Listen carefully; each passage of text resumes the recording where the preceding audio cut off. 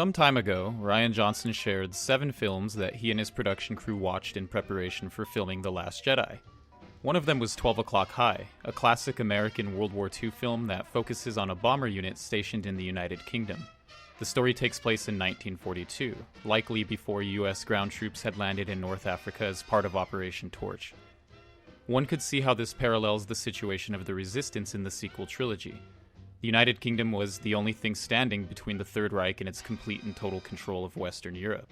The combat footage used in 12 O'Clock High is real, recorded by both American airmen and members of the German Luftwaffe. It's worth mentioning that George Lucas re-edited parts of this film during the production of the original Star Wars, and its major themes, as we will see, overlap significantly with some of the key themes of the saga.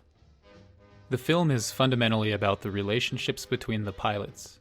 I would be confident in saying that the central theme is the tension that arises between loyalty to a cause versus empathizing with individual people.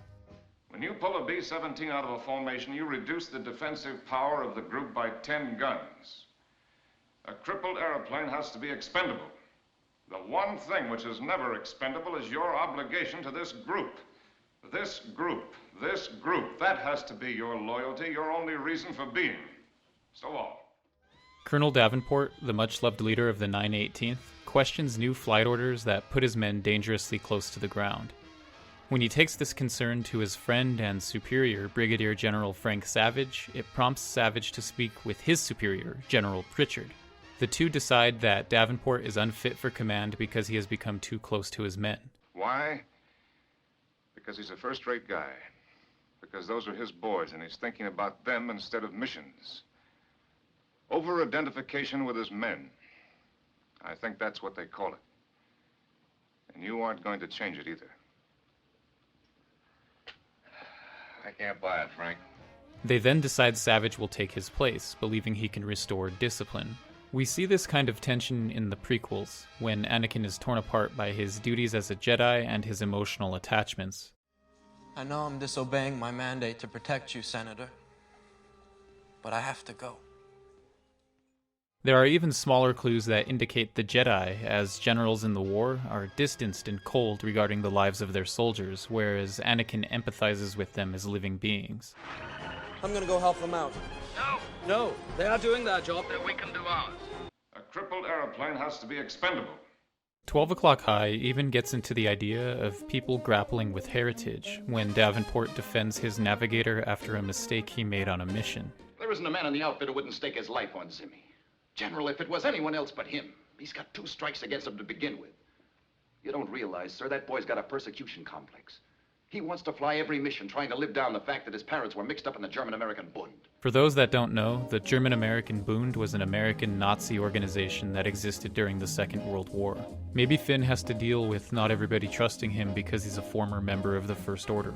Aside from these parallels, the reason 12 O'Clock High really stands out to me is in the way its story comes full circle. The minute Frank Savage takes command over from Davenport, he begins a process of transformation, slowly becoming more and more like Davenport, developing emotional attachments to his men and ending up at odds with his superior as a result. This transformation is completed during the final combat sequence, when Savage, who previously stated that crippled airplanes should be considered expendable, says this. Cobb to Commander. We'll be turning right over a heavy flak though, sir. Can't help it, Joe. Better than leaving all those stragglers to the fighters. A crippled airplane has to be expendable.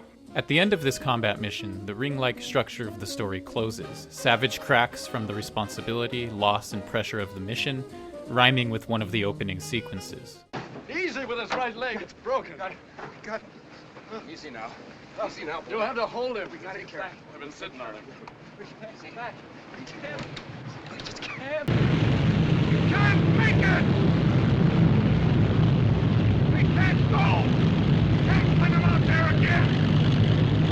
Stop them! There is a bit of irony here, in that it was Savage who said his job will be to find out how much a man can take before he breaks, only for it to be himself who experiences it. I've got to ask you to take nice kids and fly them until they can't take anymore. And then put them back in and fly them some more. We've got to find out what a maximum effort is. How much a man can take and get it all. Before ending this video, I want to discuss another major character. The film begins with Harvey Stovall going back to the now empty airbase where the film takes place, and where he recounts the story.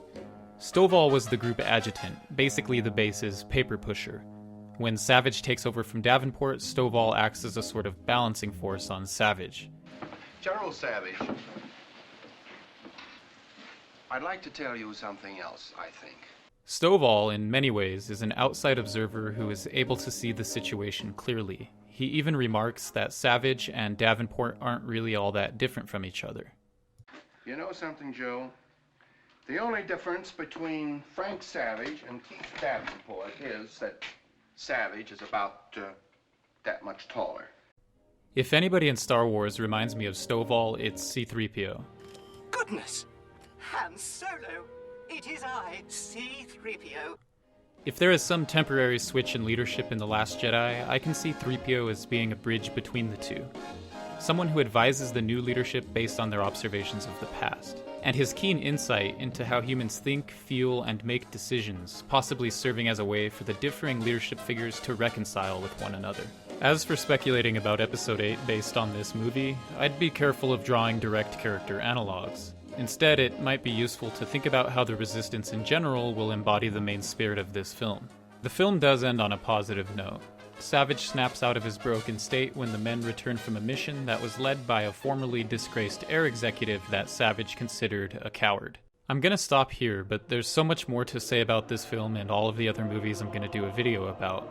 I've written a Tumblr post about 12 O'Clock High and linked it in the description below if you're interested. Let me know in the comments how you think this movie's themes pop up in Episode VIII. As always, thank you for watching, and I'll see you for the next video.